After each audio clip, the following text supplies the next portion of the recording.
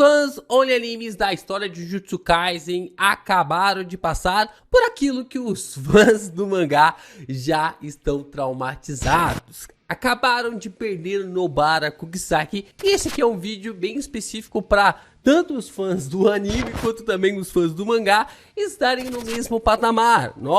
Por mais que, nossa LP, mas já tem mais de 244 capítulos, mais de 100 capítulos já se passaram e ainda nada da Nobara. Nada.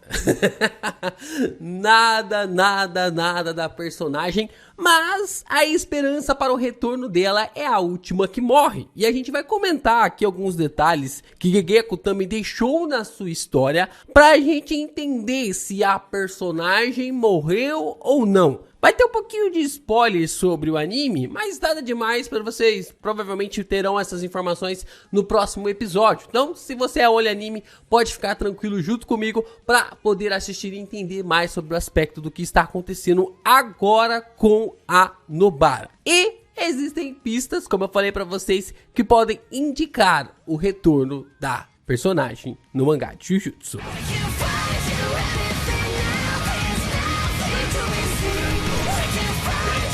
Vamos lá, né? A primeira pergunta que a gente precisa responder é a seguinte: a Nobara morreu mesmo?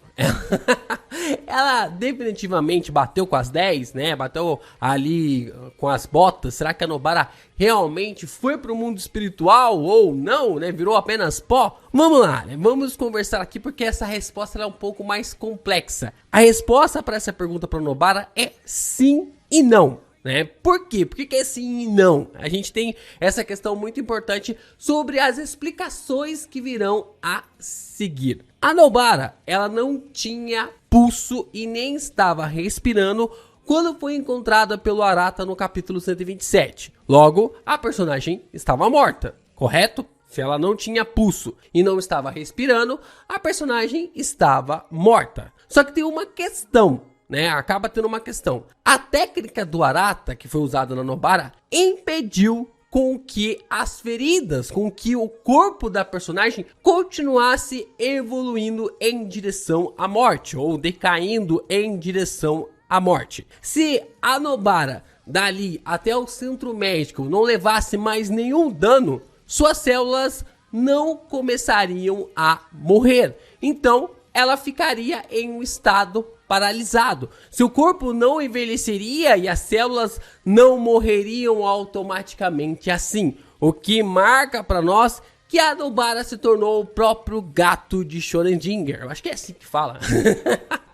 E ela está morta, mas seu corpo não morreu. Conhece, né, o gato de Schrödinger lá, que mostra para nós que tanto ali dentro da caixa, o gato pode estar vivo ou morto, se você deixar um pote de veneno lá dentro. Até você abrir ali a caixa e verificar se o gato está morto, ele vai estar no estágio de tanto morto quanto também vivo. E é bem interessante, né, porque a Nobara recebe esse simbolismo e o principal símbolo de Jujutsu Kaisen é um gato. Tanto ali no seu nome, como Gege brinca ali com os kanjis com a referência de gatos, como também na figura de Gege Akutami como um gato de um olho só, como é colocado no seu ícone semanal, quando ele dá um comentário, quando ele faz alguma coisa ou até mesmo aparece nos mangás de Jujutsu Kaisen. Então, pela lógica do Kenjaku, a personagem ainda está viva. A alma e o corpo coexistem em sua existência, ou seja, para o Kenjaku ali, a alma e o corpo nascem no mesmo tempo em que o corpo é criado. O corpo começa a existir, a alma também já passa a existir. Assim, quando o corpo começa a deixar de existir, a alma também para de existir. Ou seja, se o corpo não começar a se desintegrar, se o corpo não começar a morrer, se as células não evoluírem em um estado de morte, o corpo e a alma da Nobara ficarão presos nesse estado para sempre. Isso é reforçado lá no capítulo 144, quando o Itadori pergunta para o Megumi sobre a situação da Nobara. Acaba perguntando ali sobre a situação da personagem e o Megumi responde nada. Ou seja, a situação da personagem não evoluiu e nem piorou. Ela ainda está no mesmo estado de, ao mesmo tempo que está viva, mas ao mesmo tempo está morta. Então ela não evoluiu, ela permanece nesse estado para que evitasse a morte da personagem. O capítulo 236 também é um bom reforço para essa ideia, porque a Nobara não aparece no pós-vida de Satoru Gojo. Ela não surge ali no pós-vida, o que reforça ainda mais o ponto de que a Nobara pode ainda retornar para a história. Então nós saímos da premissa de que a personagem morreu. A gente já tem aqui as evidências de que ela não morreu. Ela está em um estado de vida e morte, ao mesmo tempo que ela não está respirando, de que ela não tem batimentos cardíacos, mas o seu corpo não está morrendo, seu corpo não está se desintegrando, então ela ainda está viva, entre aspas, né? De acordo ali com o Kenjaku, nessa interação da alma e corpo, ela ainda está viva. Mas, para a gente começar a entender como ela pode retornar, agora vamos entender um pouquinho mais sobre o seu passado, vamos um pouquinho cutucar aqui um pouquinho o passado da personagem, para a gente entender como a personagem, como a Nobara pode retornar. É falado no guia oficial da Nobara que ela aprendeu a técnica do boneco de palha com sua avó. A avó dela acabou lhe ensinando porque a avó também era uma feiticeira. Não é falado nada da sua mãe ou ali do seu pai, mas é explicado que a avó da Nobara era uma feiticeira. Nobara ela foi para a escola Jujutsu sem a aprovação da avó, como visto no capítulo 125. A Nobara foi ali contra a vontade da avó para Tóquio para estudar na escola técnica de Jujutsu. E nós também temos que a avó da Nobara parece não ter vínculo com as escolas de Tóquio e de Kyoto. Parece, tá? Só parece. O que demarca realmente algo interessante, porque vai meio que contra ali a vontade dos estatutos, né? Do estatuto dos feiticeiros, porque talvez, nesse sentido, a Nobara poderia até mesmo ser uma feiticeira, na verdade, um manipulador de maldição, que é aqueles feiticeiros que não estão vinculados aos estatutos ou coisa do tipo, né? São feiticeiros, sabem como funciona o mundo de Jujutsu, mas não estão linkados ali politicamente com nenhuma organização. Ou pelo menos, por enquanto, a gente vai frisar esse detalhe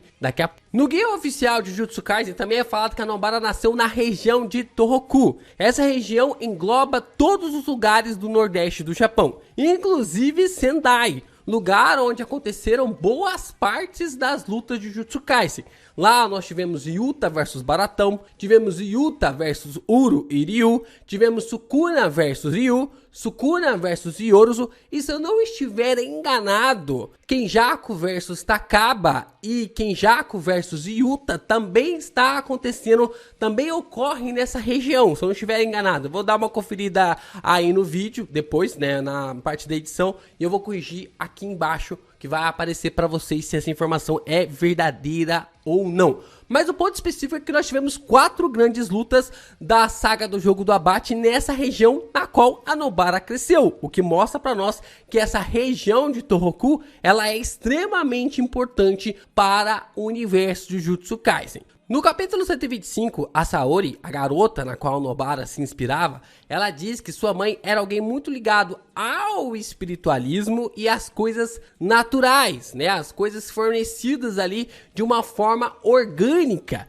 Isso é muito importante, a gente vai frisar nesse detalhe daqui a pouco, mas é muita coincidência a mãe dela se mudar para um lugar que havia uma feiticeira com uma técnica avançada. Lembrando que feiticeiros também eram exorcistas, tá? A gente observa isso lá em Jujutsu Kaisen Zero, quando o próprio Getou acaba utilizando o fato de ser um sacerdote para conseguir recolher as maldições das pessoas e ao mesmo tempo se tornar ali um grande exorcista e assim for adquirindo, né? Acabou indo adquirindo ali vários e vários poderes, várias e várias maldições ao longo dos anos, absorvendo elas dos seres humanos. E ainda por cima, a mãe ali da Saori era uma personagem ligada muito ao naturalismo, às coisas orgânicas. Afinal, a palha é algo que vem do trigo e do arroz e acaba sendo ali um produto vegano, um produto orgânico. Ou seja, a mãe da Saori e a avó da Nobara estão conectadas de alguma forma. Não sei se a mãe da Saori era uma discípula ali da avó da Nobara ou coisa do tipo. Mas o que mostra pra nós é que a mãe da Saori e a avó da Nobara estão conectadas e isso é muito importante para a gente entender esse detalhe de que a técnica da avó da Nobara pode estar muito ligado a mais ao norte do que ao sul. E vocês vão entender isso agora. Como eu falei pra vocês, talvez a técnica da avó da Nobara esteja mais ligado ao norte do que ao sul. E quem vive ao norte? Quem vive ao norte dessa região na qual a Nobara cresceu? Nós temos ali os Ainus, e eles são o povo que se estenderam ali desde o norte até o nordeste, né? Que é a região de Hokkaido, para a região ali desde Tohoku para o lugar na qual a avó da Nobara morava. Então nós temos esse entendimento de que os Ainus, eles se estenderam nesse ponto de vista. E a gente já sabe que eles agruparam um grande movimento nessa região do Japão. E como nós sabemos, os Ainus, ou os feiticeiros lá de Hokkaido, eles são totalmente separados e independentes dos feiticeiros do sul, que é onde ficam as escolas de Tóquio e de Kyoto. Como sabemos, o Kenjaku não conseguiu englobar o Japão todo em seu plano por causa da barreira de Tengen não englobar Hokkaido. Se você for observar o mapa de Jujutsu Kaisen do jogo do abate, você vai observar que não existe uma barreira em Hokkaido, porque a barreira que existe no lugar expulsa o Kenjaku daquela situação. E como ele emulou o jogo do abate nas barreiras, né, na verdade nos pilares do Tengen, é claro que ele não conseguiria se estender até lá. Um ponto interessante é que o Japão parece ser separado em dois tipos de xamanismo. Um originado do shintoísmo, que é algo mais ligado diretamente a cara, face a face, e que foi monopolizado ali por Tengen, e outro pelos Ainus na região de Hokkaido, que é mais ligado ao espiritual, ao ponto realmente focado no espiritualismo, o que pode ser essa diferença. E olha só, os feiticeiros de Hokkaido, eles existem de verdade. Até mesmo Yaga pede ajuda deles no confronto contra o time do Getou lá em Jujutsu Kaisen Zero. Então, pode ser que algumas coisas estejam interligadas a partir de agora para o retorno da Nobara. Então, visto que os Ainus, eles habitaram tanto a região norte, que é Hokkaido, quanto também a região mais ao sul, que é a região nordeste, que é Tohoku, o que pode me levar a entender de que a avó da Nobara esteja ligada mais a Hokkaido do que aos feiticeiros de Tóquio e Kyoto. Lembram que a mãe da Saori é bastante espiritual? Esse ponto realmente de vista de quem não quer que o filho ou que alguém da família tenha contato com isso, que tenha contato realmente com o xamanismo ou com o mundo Jujutsu. Então, a Saori só observava a mãe dela nesse ponto de vista, mas ela não sabia, não entendia talvez que a mãe dela poderia até mesmo ser uma feiticeira. Pois bem, os Ainus, eles podem ser a resposta para essa volta da Nobara. E eles têm uma tradição bem interessante relacionada a um ponto xamânico bem rico e único, com xamãs conhecidos como Inao e Kamui-Kor. Esses xamãs desempenham papéis importantes